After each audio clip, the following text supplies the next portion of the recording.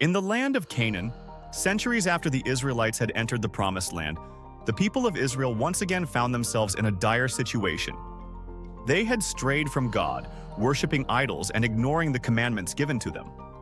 As a result, they faced the consequences of their disobedience. Jabin, the king of Canaan, ruled over them with an iron fist. His general, Sisera, was infamous for his cruelty, and his army, equipped with 900 iron chariots, was an unstoppable force. The Israelites were oppressed for 20 years, and their cries for help echoed across the land. Finally, God heard their prayers and decided to act. Amid the chaos, a remarkable woman named Deborah emerged as a leader in Israel. Unlike other judges who were warriors, Deborah was known for her wisdom, faith, and courage. She was both a prophetess and a judge, chosen by God to lead the people. Her home was under a palm tree in the hill country of Ephraim, where the Israelites would come to her for guidance and justice. Deborah was deeply connected to God, and her reputation for fairness and wisdom brought people from all tribes to seek her counsel.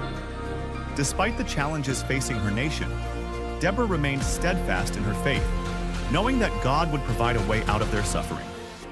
One day, while in prayer, Deborah received a message from God. It was time for Israel to rise up and fight back against their oppressors. God had a plan, and she was the one to deliver the instructions. Deborah summoned Barak, a warrior from the tribe of Naphtali.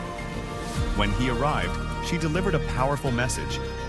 The Lord, the God of Israel, commands you, "Go, take with you 10,000 men of Naphtali and Zebulun, and lead them to Mount Tabor.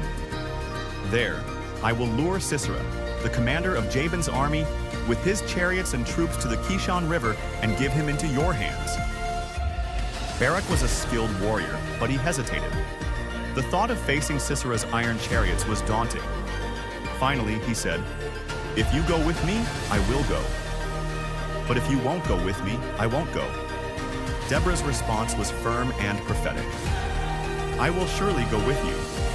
But because of the way you are going about this, the honor will not be yours, for the Lord will deliver Sisera into the hands of a woman." With Deborah by his side, Barak rallied 10,000 men and prepared for battle. Barak's army ascended Mount Tabor, a strategic location overlooking the plains where Sisera's forces would gather. Deborah's presence inspired confidence in the troops, who were vastly outnumbered and outmatched. From their vantage point, they could see Sisera's army advancing, a formidable sight with iron chariots glinting in the sun. As the tension grew, Deborah spoke words of encouragement. "Go! This is the day the Lord has given Sisera into your hands. Has not the Lord gone ahead of you?" Barak and his men descended the mountain, charging into the battlefield with unwavering faith. As Barak's forces clashed with Sisera's army near the Kishon River, something miraculous happened. God sent a sudden and violent storm. The rain poured down in torrents, turning the battlefield into a muddy swamp. Sisera's iron chariots, the pride of his army, became useless, bogged down in the mire. The Canaanite soldiers were thrown into chaos. Barak's forces, emboldened by this divine intervention, pressed the attack. They pursued Sisera's troops, cutting them down one by one.